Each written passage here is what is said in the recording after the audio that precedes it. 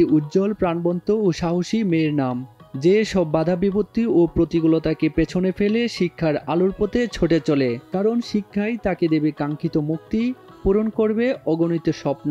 এই কার্টুন সিরিজের আরও দুটি চরিত্রের নাম মিনার ভাই রাজু ও পোষা পাখি মিঠু। মিনা একটি কার্টুন চরিত্র হলেও শিশু কিশোরদের বাস্তব জীবনেও সে যেন পরম বন্ধু হয়ে উঠেছিল। মিনার এমন তুমুল জনপ্রিয়তার কারণে সার্কভুক্ত দেশগুলো 1998 সালে 24 সেপ্টেম্বরকে মিনা দিবস হিসেবে ঘোষণা করে। এরপর থেকে বাংলাদেশ সহ দক্ষিণ এশিয়া, আফ্রিকা ও পূর্ব এশিয়ার দেশগুলো প্রত্যেক বছর মিনা দিবস পালন করে আসছে। কার্টুনের মূল চরিত্র মিনা 9 বছর বয়সী কন্যা শিশু। সে তার পরিবারের সঙ্গে একটি ছোট্ট গ্রামে বাস করে। এ চরিত্রের মাধ্যমে শিশুদের অধিকার, শিক্ষা, সংস্কৃতি, বিনোদন এবং শারীরিক ও মানসিকভাবে বেড়ে ওঠার চিত্র ফুটিয়ে তোলা হয়েছে। গ্রামের এক আদর্শ ও অনুকরণীয় মেয়ে শিশু মিনা, যেখানে সে সময় মতো স্কুলে যায়, বন্ধুদের সঙ্গে খেলাধুলা করে এবং পরিবারের বিভিন্ন কাজে সহযোগিতা করে।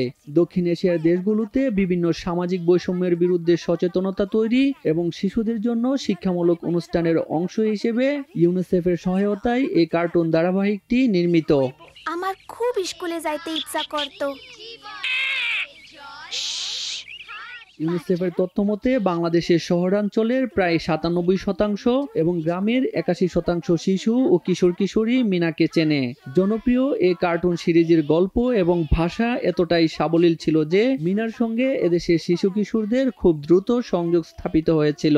ছোটবেলা থেকে শিশুদের অভ্যাস গড়ে দিতে পারে এমন বিষয়গুলো সাবলীলভাবে তুলে ধরার কারণে মিনা চরিত্রটি অসাধারণ জনপ্রিয়তা পায়। কিছুদিনের মধ্যে মিঠুরে লগে লইয়া আমি ঘুমতে শিখা শুরু করলাম। মিনা কার্টুন কেবল বাংলা ভাষায় তৈরি হয়নি, অবাক হলেও সত্য, হিন্দি, উর্দু, নেপালি, ইংরেজি সহ কমপক্ষে 29টি ভাষায় এই কার্টুনটি তৈরি হয়েছে। আরবিতেও মিনা কার্টুন ডাবিং করা হয়েছিল। বর্তমানে মিনার 37টি পর্ব রয়েছে। মিনার কার্টুন ছবি নিয়ে 23টি কমিক বইও বের হয়েছে। এসব বই পেয়েছে ব্যাপক জনপ্রিয়তা। বাবা মা বুঝতে পারলো আমি স্কুলে গেলে সবার লাভ হইব।